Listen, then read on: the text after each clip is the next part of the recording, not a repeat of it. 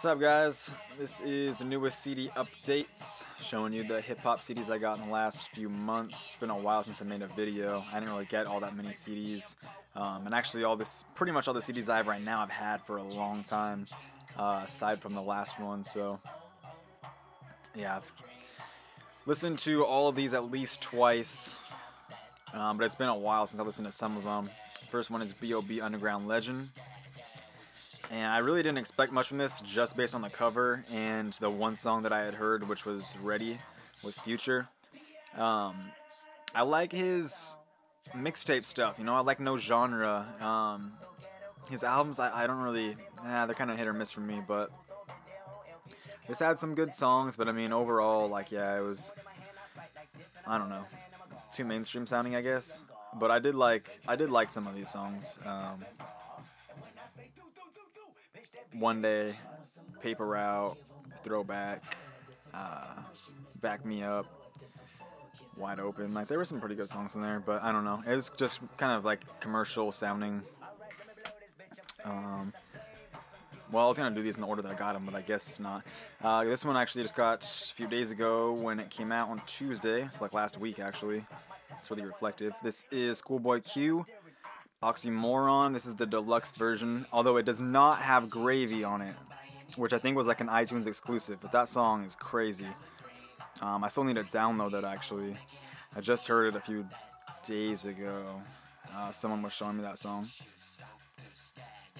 This, it was good. It was not really what I expected. I haven't really listened to Schoolboy Q very much. I've only heard him on songs with Kendrick Lamar, so I kind of thought his stuff was a little more like, you know, like intelligent, like that kind of self-reflective type of rap that like Kendrick's is, but it's kind of gangster rap. This one, Jizza, Legend of the Liquid Sword. See, this one is parental advisory, but there's songs that don't have cussing on them, and I've only listened to this maybe 3 times, so I haven't really tuned in if there's any cussing on it at all, which I think that there is, but I know for sure that Did You Say That and Knock Knock do not have cussing on those. They were both edited, and I thought I bought the clean version for a second on accident, so I looked at the case and it shows that it's parental advisory. So I really don't know why they did that, but kind of a bummer. This one, I liked the production on this a lot. I mean, it sounded super polished compared to Liquid Swords, but I don't know. I kind of like Liquid Swords a little bit more, but this one does sound. Actually, this one kind of sounds a little more commercialized than Liquid Swords, but I still like it. This one I actually did not like, though. Blu-York. I really liked. See, I don't even understand this. I was gonna look this up, but K is for karate. I'm not really sure what that's about. I really liked Below the Heavens, though. And so I got this album, and it was nothing. Like, the style was completely different. Like, Below the Heavens is super soulful. It's like a slower style. Like, the lyrics are kind of introspective. This one was just kind of, it almost sounded like electric or electronic on some of the songs. I mean, it was weird. This is like a mixed genre. There were some good songs on it. I just overall didn't really care for it very much.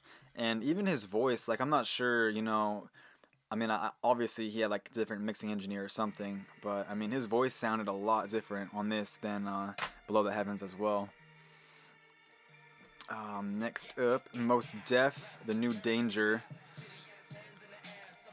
I actually hadn't even heard this album before I bought it, but I've seen the cover on like a lot of hip-hop sites and, you know, top blah blah blah lists or whatever.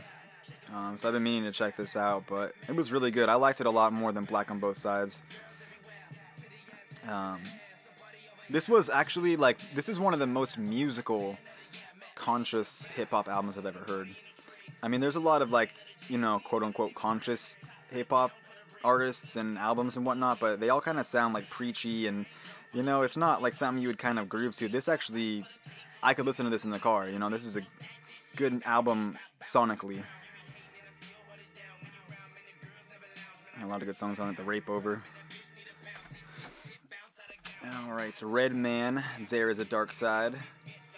Muddy Waters is one of my favorite albums ever, so I had to get this one, and it's kind of in the same vein as Muddy Waters. It has that same kind of funk sound to it, that the P-funk, I guess, but I think I like Muddy Waters a little bit more. It kind of sounds a little bit cleaner, a little more polished than this one. This one is a little more raw. For some people that might actually make it better. I could definitely understand if, you know, someone were to prefer this album over Muddy Waters, but me personally, I just like Muddy Waters better. But this is just like that classic Redman style. This is what I love to hear. Just crazy lyrics. And Brother Ali, Mourning in American, Dreaming in Color. This album, it was good. This album was good, but this is just kind of like, I don't know. This is kind of like the underground music style that I don't really care to listen to too much. I really liked The Undisputed Truth. That album was really, really good. This one was good, and like there's some songs that I really like Only Life I Know, Mourning in America. I feel like there was another really good one on there, but I mean, I don't know. I couldn't get into this one as much. The production wasn't as good to me, but you know, Brother Ali lyrics are always great. And last but not least, Hopsin, Knock Madness. I've been waiting a while for this one to come out, and then when it came out, I didn't even get it right away. It's all cracked already. But this has definitely got the most play out of all these albums that I've gotten.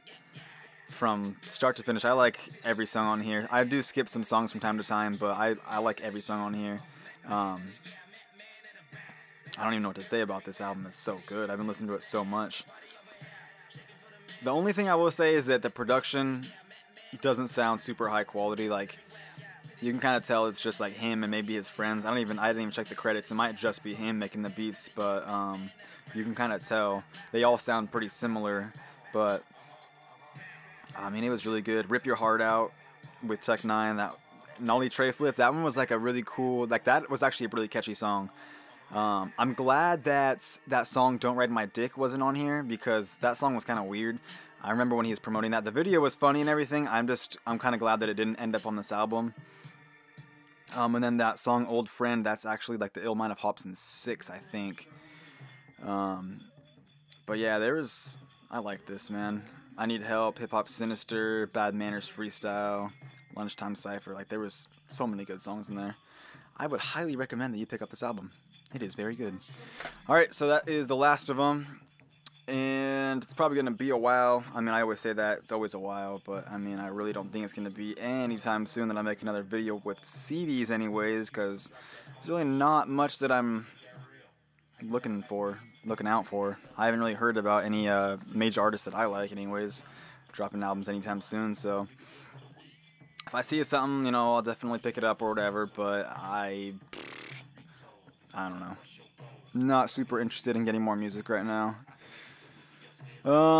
Anyways, subscribe if you like this video. Also check out some of my other channels. Rooted Vision, I post my music on there. Provision Productions, that's something that me and my friend Pepe do. And then Pepe2342, he's got like costume reviews and stuff like that. So I'll put links to all those in the description, and I will see y'all in the next video. Peace.